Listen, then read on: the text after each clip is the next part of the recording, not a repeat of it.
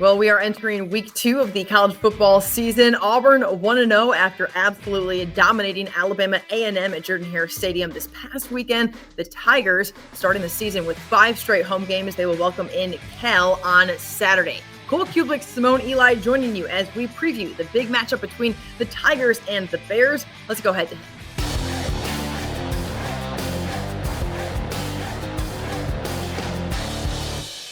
Welcome in, everybody. Hope you're having a wonderful week. Excited to be joining you again as we move to week 2 of the college football season. Before we really turn the page, Cole, want to revisit what we saw on the Plains on Saturday. A lot of excitement. It was incredible looking atmosphere there at Jordan-Hare Stadium as Auburn opens the season with a huge win over Alabama A&M. What did you think about this game? I think there's a lot of positives to take away, Simone. And if you are an Auburn fan, I don't know how you don't leave that game feeling great about this football team. You know, I have kind of a saying when it comes to playing teams that from a talent perspective are below where you are. And that is, do you handle your business? Because a lot of people will say, well, against who, or it shouldn't count, or this team didn't have the same kind of talent. But when you go out and handle your business the way this Auburn football team did, it should give you another level of confidence that they understand what the task at hand was. And they went out there and did what they were supposed to do. I thought Peyton Thorne looked more comfortable, looked more confident. Hugh Freeze did mention a little bit after the game that there were a couple of decisions that he didn't really like. And I don't think they leaned on the run game. Remember, you and I talked last week about there was a part of me that felt like Hugh Freeze, and he even said a little bit of it, alluded towards it last week. He wanted to see what these receivers were about, wanted to see what they had, and wanted to go out there and give them opportunities. And I added to that, I think, probably wants to keep them happy also. Because let's be real, they're divas and they need the football, and they got the always football. Are. So Peyton Thorne delivered it to him. I thought he had good protection when he was asked to run the football. I thought he made good reads. He was decisive. I only counted 2 plays, Simone, where I saw a couple extra pats on the football from Peyton Thorne, which maybe tells me he was questioning something or was a little bit sure about what he was doing. He did that a lot last year, not so much in this game. And those freshman receivers that we've been talking about, whether it's Malcolm Simmons, Cam Coleman, looked fantastic. Jarquez Hunter didn't get a ton of touches, but looked like the guy that we thought he was going to be. And let me just say this. I'll add this finally. We haven't seen an offensive lineman in an Auburn uniform do some of the things that Jeremiah Wright was doing in this game in a very long time. I'll add Connor Lew to it a little bit, but Jeremiah Wright's even more different at right guard. He is a glass eater. He can be dominant. He can move people against their will. And he did that in this game. The big Jarquez Hunter run down the right sideline, that was he and Connor Lew with a massive double team, about 6-8 yards off the football. Auburn has been missing that for quite some time. I'm almost getting a little tingly talking about it right now. So it's, you're excited. It's exciting to see some physicality up front. And if they can add that to some of these weapons that we saw, it's all good signs for what Auburn did. And defensively played a lot of guys. I didn't expect them to play this many guys up front, but it was good to see a little bit of a rotation, a couple different bodies, and a few of them asked to do different things than maybe we expected. So all in all, I don't think you could ask for a whole lot more with what Auburn was able to do. Great analysis there, Cole. I want to touch more on that offensive line position because it's something that we've really talked about every single episode of Head to Head, I think, that we've done over the last 2 seasons now, every single week. What, with the inconsistencies, the concerns, and the protection, and how comfortable is the quarterback? And, Hugh Freeze harped on it. And so when you saw, was there a breath of fresh air, so to speak, for you to see this look? You said you get a little tingly, that you're excited to see it. How more comfortable is Hugh Freeze to open up the playbook? How much more comfortable is Peyton Thorne to stand back there and be able to make a decision that you alluded to a moment ago? We talked about Peyton being year 2 in that facility, in that building, around these coaches, around a lot of his teammates. Of course, there are transfers and true freshmen, but just all of his surroundings should have calmed him down a little bit. And I got a sense of that, and a little bit more confidence delivering the football, making some decisions, and didn't really even unleash the rushing attack, which will open up more of the RPO game, open up more of the play action game, and you'll be able to do different things. Now, last year, the offense, at times, all of Hugh Freeze's fingerprints. Other times, hardly any. This will be his each and every game moving forward. I think he understands that was something that was a bit of a mistake on his part last season. Not going to let that happen again. And even if he's not always calling all the plays, he will have all the say in how it's designed and how it's run and the game plan that they implement going into each and every week. And I saw that in this game plan. Not afraid to push the ball down the field, attack vertically, Ask your quarterback to make good, quick decisions in the read game, whether it is on the ground, keeping it, or through the RPO game, and then want to run the football first. I'll say I don't think they wanted to necessarily be run first in this game because you wanted to show what you had at wide receiver and start to get those young players acclimated to, hey, you're going to have to help us make plays this year. We're going to lean on you at times. And I think they went out and proved that there's a real good chance they're going to be able to do that. Yeah, I want to talk about those young receivers because it's something the Freeze for, we knew how excited Coach Freeze was. And he said in his Monday press conference that they did exactly what he asked of them, that they looked, as advertised, as we hopefully wanted to see them roll out there and be dominating, of course, against Alabama A&M. You got to consider who they're playing, but it's been a minute since Auburn has had consistent big playmaking ability. And I don't want to just do the most right now in going into week 2 and saying that that's going to happen every single week. But when you have guys catching passes and going for 60 yards, 70 yards, I mean, you said like we have not seen that in a hot second. So Perry Thompson, obviously huge playmaking ability in high school. We covered him down here at Foley High School. It plays out in this week 1 game. Cam Coleman, Keandre Lambert-Smith. I mean, we have seen things in this past week that I feel like we haven't seen in a minute. Does it give you confidence that this can happen as we get into the nitty-gritty of the SEC season? It does, Simone, and in a lot of different ways. You just threw out multiple names there. And another one that I would say, Sam Jackson, who, we're going to talk about Cal coming up this weekend, played at Cal last year, quarterback, some slot receiver. He'll do different things. He can provide a little bit more explosive play capability. A guy that I was really excited about was Robert Lewis out of Georgia State because I feel like he's dynamic in the catch and run game. So the run after catch, quick high percentage throws, turn those into explosives. Didn't even get him going. My point is there are multiple options now. And this is not a situation where you bring in one big time 5-star elite receiver and you got to find a way to get him the football. It could be one for a series or a game. It could be another for a half or 2 series. It doesn't have to necessarily lean one direction.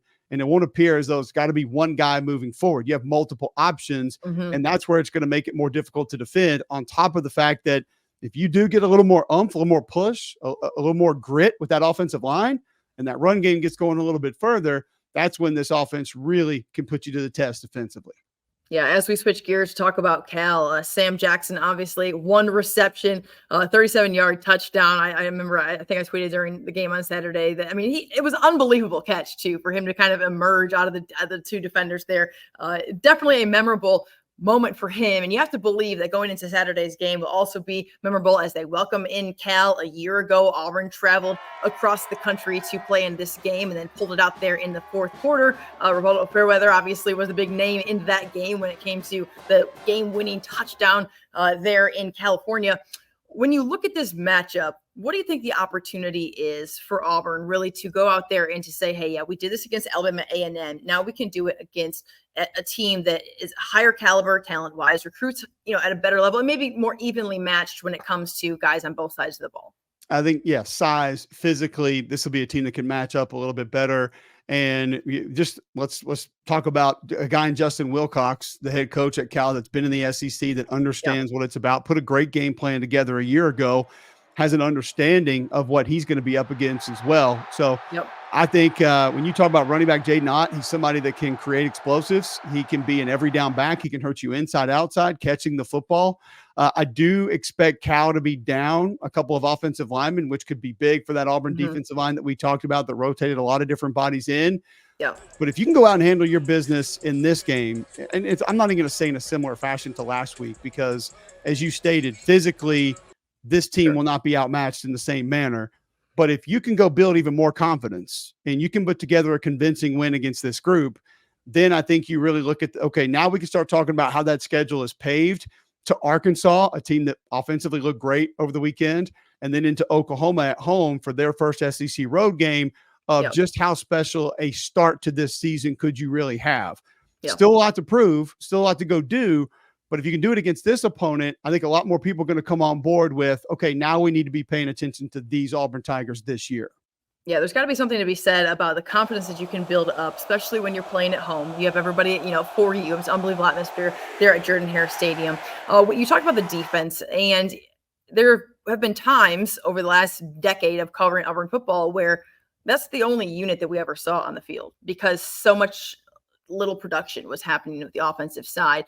I know it goes without saying that when you can get that rest, when you have the opportunity to be able to watch some football and not just be on the field and, snap in and snap out, how beneficial is that to a unit that you feel like you have confidence in from week one going into week two, as obviously rotated a bunch of guys up front? How beneficial is that to see that maybe the offense can extend a drive? Again, I don't want to get a little too crazy because we have to consider the opponent, but hopefully this is something that continues as we move forward into the season.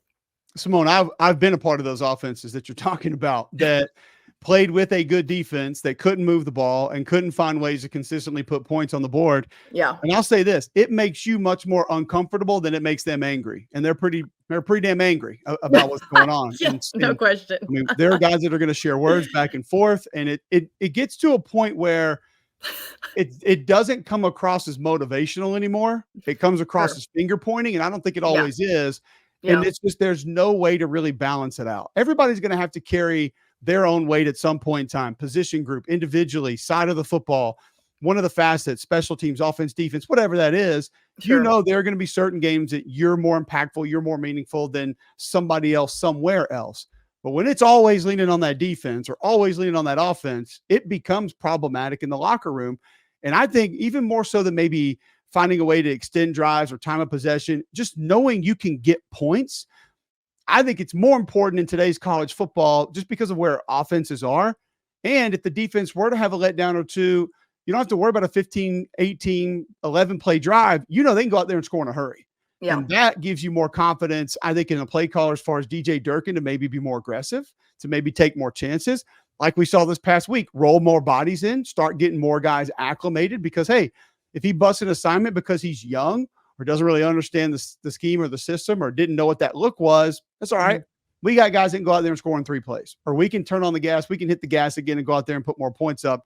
It's something that I think just puts a lot of people's emotions at ease and gives you an understanding that in where today's college football is, you can be competitive almost no matter what. A year ago, we were talking about the time change and the challenges that come with Auburn going out west. And the same is true when you have a 2:30 kickoff at Jordan-Hare Stadium, which is what it will be on Saturday between Cal and Auburn. When you look at this Cal team, you have to imagine that they want to be able to come make a statement. There's a little bit of motivation there. They have it home and home. They lost a year ago at home. This is a team that will now be in the ACC. Okay, so playing against teams regularly that are even more eastward than Auburn. So it's kind of like a first little trial of, hey, what this new landscape of college football looks like for a lot of these teams out west. I had to look it up because I couldn't even remember where it is that they went. I can't remember who all went where, like the shuffle around that we've seen, countrywide. It's been, insane. What type of motivation do you feel like this Cal Bears team has? Yeah, I mean, first off, you're going to go to Coral Gables, Florida. You're going to go to Raleigh, North Carolina. You're going to go up to New York and play Syracuse. So I think it's probably, you don't want to add the miles, but I do think it's a good test for conference play of this is what this trip or these other trips are going to be like.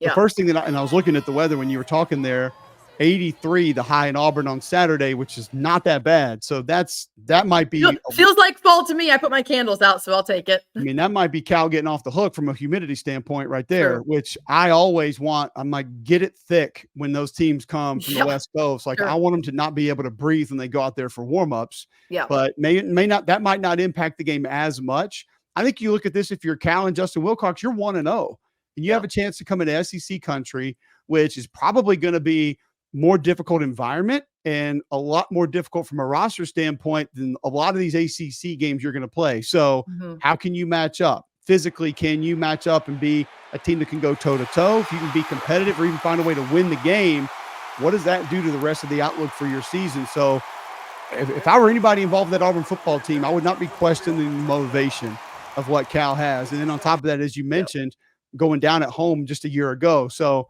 this could tee up a lot of things for this football team the rest of the way. Yeah. And, there's some friendly fire with some transfers, obviously, and Jackson now playing for the Auburn Tigers. All right, Cole. So it'll be a 2:30 kickoff on Saturday. Before we get into predictions, what's maybe the biggest number one you want to see this from week 1 to week 2 when it comes to this Tigers football team? A little bit more consistency with the left side of the offensive line, Okay. and the tight ends blocking. I think if Auburn's going to really make the run game go and consistently be able to protect against all different looks, I think the tight ends are going to have to be helpful either when running the football or when they stay in to help in pass pro. Thought that group sort of let the offense down just a bit, and just keep your foot on the gas more than anything else. These receivers have shown that they can make plays. You know what you have in Jarquez Hunter. Allow that offensive line to continue to gel, but don't slow things down. This, in my opinion, Simone, this is not the time to say, okay, let's get vanilla. Let's get a little bit routine. Let's go through the motions, so to speak. No, go out there and show more of what you have, how capable you can be, and just how difficult you're going to be to defend, and then find things to attach to those things that you've been successful with. And defensively, I did see some arm tackles a little bit late, some guys diving at ankles a little bit later in the game, some of those more substitution players, but be a little bit more physical, wrap up at the point of attack, and be a little bit more gap sound in the run game. All that being said, it's not like there's anything negative that I really came away from in that first game. It's just I know the level of competition is going to go up a little bit, and those are the minute details that I'll be watching heading into this game this week. I like it. No question. Auburn is a 13-point favorite at home on Saturday when this one comes to an end. Cole, where do you feel like the scoreboard is going to be? Yeah, I'm not going to be as confident. I mean, I undersold what Auburn was going to do offensively last weekend, and I thought I was giving them some credit to be able to put that many points on the board, and they almost doubled up what I thought they were going to put out. So I think when you bring Peter Sermon, who, by the way, Cal defensive coordinator, married to an Auburn Tigerette, Lindsey Jones. Nice. So just throwing that little nugget in. Love that. Okay. And Justin Wilcox putting a defensive game plan together, it will be one that is a little bit confusing and that can probably be problematic. So those early adjustments from Hugh Freeze and his staff are going to be big, but I think Auburn does find ways to get on the board. I think Cal has some explosive capabilities out of the backfield and some experience at quarterback. So I'm going to give them a little bit of credit against a lot of bodies that are new in a new defense. I'm going to go 31-14. I think Auburn gets the win. I think it's another confident win, and one that you and I'll be sitting here a week from now talking about, it didn't look the same on the scoreboard, but because that level of competition was a little bit different, I'm walking away with a very similar level of confidence in what they did week 2. Yeah, I'm similar to you. And needless to say, guys, I'm really bad at picking games, okay? Like score-wise, things like that. I just kind of sometimes throw some things out there. I'd rather just pick things straight up and actually give a score. Is all it is. It's no just question. setting us up to be wrong.